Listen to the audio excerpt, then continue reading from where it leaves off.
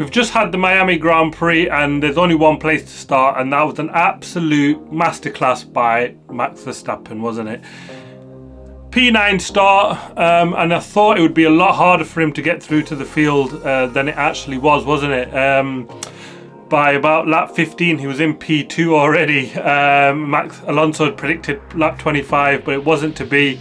He was absolutely mega, picked off the drivers.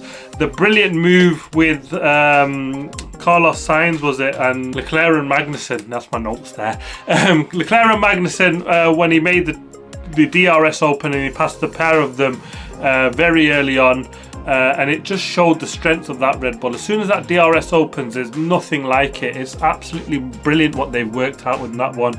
And even other cars got in the DRS zone, but none of them made it work like the Red Bulls. I mean, we've seen Lewis Hamilton stuck behind, same with Charles Leclerc stuck behind other drivers in the DRS zone as well, but actually couldn't just make the moves. Whatever they've done on that Red Bull with the DRS is absolutely magnificent. And to be honest, it was all about Max Verstappen that race, wasn't it? He was there, he's just made them hard tyres work. The strategy in terms of going hard and then mediums was brilliant. And he came out pitted on lap 48 for his medium tyres. Had about 9 laps to run or 10 laps to run on that tyre. Made the move. He came out 1.5 seconds behind Perez, and it was easy, wasn't it? As soon as that DRS opened, they were both cautious, not really to cause any issues or touch anything or cause any damage to each other. It was good racing, clean racing from the pair of them up the front, but it was going to be Max Verstappen, wasn't it? He was brilliant. His middle stint was really what made it. On them worn out hard tyres, Perez on the harder tyres, just kept the gap about 16 seconds, and when it was time to pit, Verstappen put the hammer down, made up the gap about 18 seconds. So when he came out of the pits, it was about 1.5 seconds. At one point he was going so quick I thought he'd just come out ahead of him. Perez, he was brilliant. Perez will be really scratching his head with this one. And then again, this is where a race like Belgium last year, where we've seen Perez from Verstappen from miles back, Perez on pole, and Max Verstappen coming through to win the race. And these are the races, like I said last year, which Perez, these are the ones where he has to get these big advantages, where his teammates so far back, he had to pull away. He was only 4 or 5 seconds ahead of Verstappen by the time Verstappen was in P2, and that's got to change for Perez if he's going to fight for the title. I mean, that's, like I said last year, that's the big challenge for Perez, and he's failed on his first attempt, and he's had more opportunities, don't get me wrong, to put that right, but this is where the challenge really is for Perez. He's got to be able to just go in for the kill, and I've got to kind of question the strategy for him on this one, starting on the mediums and going on the hards. I thought he should have just mimicked what Max Verstappen was going to do. I understand everybody around him was on the mediums and he potentially would have lost pace, but that Red Bull with the DRS down the straights would have been easy meat on anybody. And then just match your teammate, just do whatever he does, and then you can manage the pace and the gap from there. And I think that's what would have got him the win. I'm not sure why Perez's team went that way. They did say on the simulators and everything that the medium and hard would work. I mean, even Ferrari went that way completely, didn't they? But the Red Bull, again, proving a class of their own, a 1-2, brilliant from Max Verstappen. Like I said, Perez will be scratching his head. He'll be massively disappointed from this. What's he got to do to win when his teammate is so far back? This is what's going to be going on. Next on to Ferrari. They had a really disappointing race, didn't they? Carlos Sainz started in P3, then dropped back behind Alonso. Obviously Verstappen came through and he finished in 5th place in the end, actually. He lost out to George Russell as well. The Ferrari did of Carlos Sainz, and well, they bought big upgrades and they'll be really disappointed, won't they? They're still behind the Mercedes, that actually their big upgrade is coming next time out in Imola, so even more to worry about Ferrari. Charles Leclerc started 7th, finished in 7th. Again, he struggled, he just wasn't anywhere.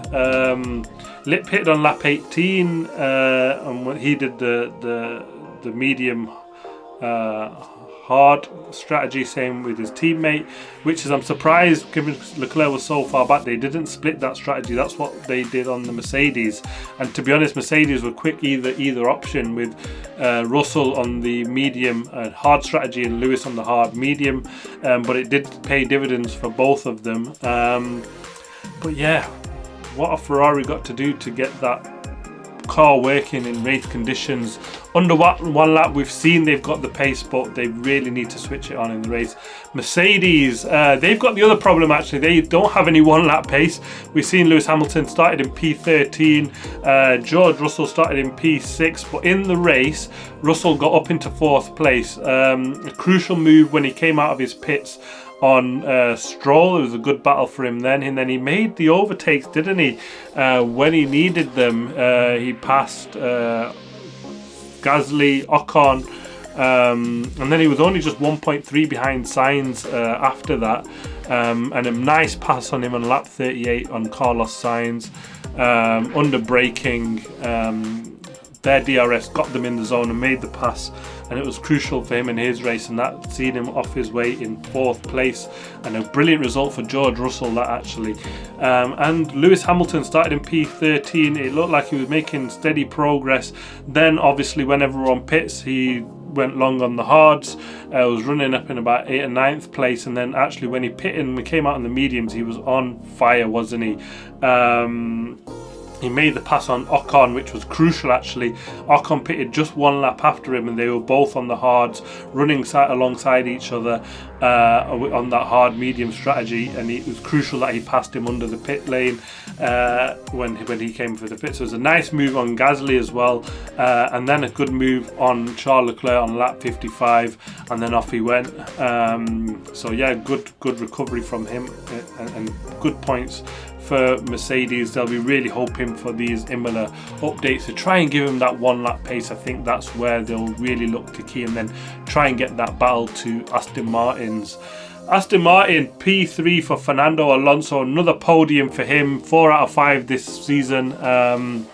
He's been mega. Made the move on Carlos Sainz. It was a nice move, and it just looked good from there on.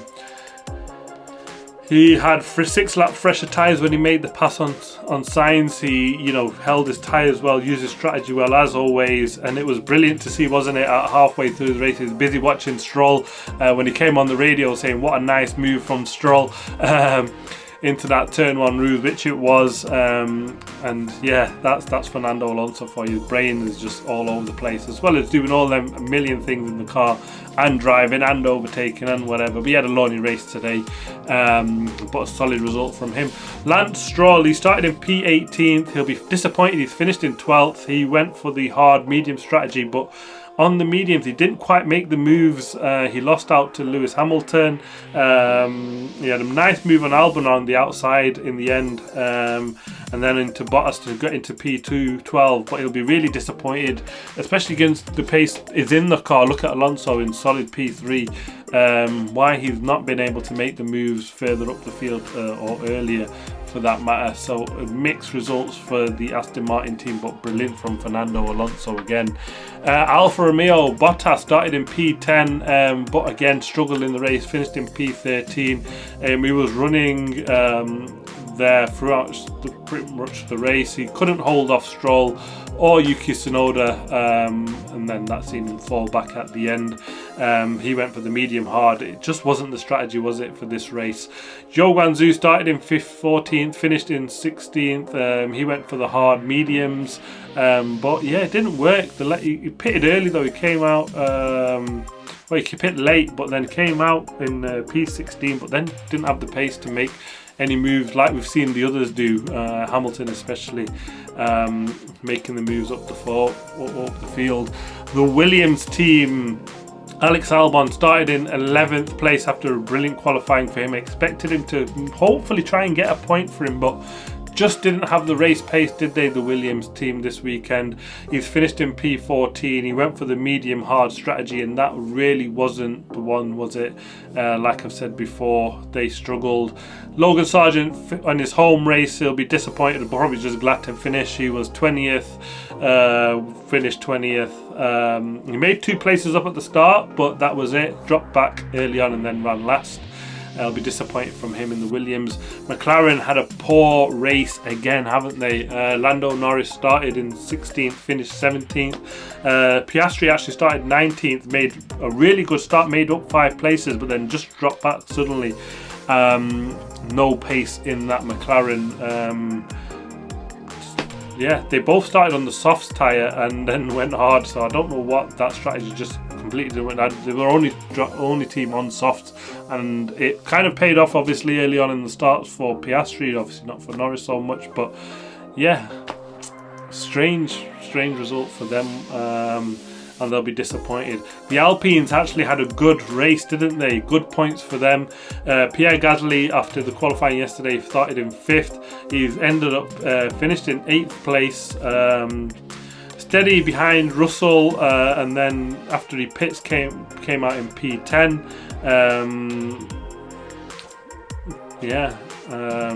Kept Leclerc behind for as long as he could.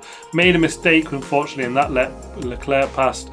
Couldn't hold off Lewis Hamilton on the fresher tyres, but some solid points for him. Ocon started in P8, finished in P9. Again, he just stuck behind Leclerc and Magnussen, or kept them behind in a decent battle, but then lost out to Hamilton in P8. But some points on the board for the Alpine team. They'll be really disappointed with the start of the season and hopefully try and kick on from here. The Haas team, brilliant result for him and K-Mag, wasn't it? Yesterday, their highest start position for a race. I know they've got the pole, but that was for the sprint race. And a P10 finish for K-Mag, got a point for the Haas team. Probably disappointed, probably hoping they would try and stick around more, but it just wasn't to be. Nico Hülkenberg started in 12th, finished in 15th. He ran in P8, didn't he, for a little while with that hard medium strategy, but once he pitted a lot earlier than everybody else. He pitted on lap 34, the others pitting around lap 40, 45, wasn't it? So they went early for that strategy and it didn't work for them. The AlphaTauri team, Nick De Vries started in 15th, so it was a better start position than we've seen for them. They've been at the back pretty much throughout, haven't they? But he's finished in P18. Just didn't have the pace. The Yuki Tsunoda started in 17th, finished P11 again. He was up to P9. He pit on lap 38. It's a bit earlier than that. He came out in P15. But nice moves on Bottas, and then got up into P11. It was about 5 seconds of K-Mag, just didn't have enough time to get up and make a battle with the Haas team on that one. But decent result for Yuki Tsunoda again, another P11. They're just outside the points with one driver, and Nick De Vries has got a lot to do to gain up on his teammate, hasn't he? Next out we've got Imola. Looking forward to that race. Some big upgrades for the Mercedes team. A lot of other teams bringing big upgrades as we start the rounds around Europe. We've got 3 back-to-back races after that one, haven't we? So they come thick and fast thereafter. But it was a much better weekend this weekend, wasn't it, in Miami? I thought, for me personally, I really quite enjoyed that race, especially after the Borefest we have of Baku. There was overtaking. The strategy mix-up was good to see with the hard-medium concept. I mean, it was only a one-step strategy race, but there was enough in it there to keep us entertained and keep that thought of what might happen, especially with Perez and Verstappen. But he was just too fast, wasn't he, Max? Again, another word on him. Brilliant racer. Shows why he's 2-time world champion, and just, Perez has got to go up levels still, despite a 2-all or before this race with race wins. He's got to now kick on in the next few races and try and catch that up to Verstappen. But let's see how it plays out. Thanks very much for watching. Please like, subscribe and comment, and always I'll see you on the next video for some driver ratings in mid next week, and then we're on to Imola. Thanks for watching. See you next time.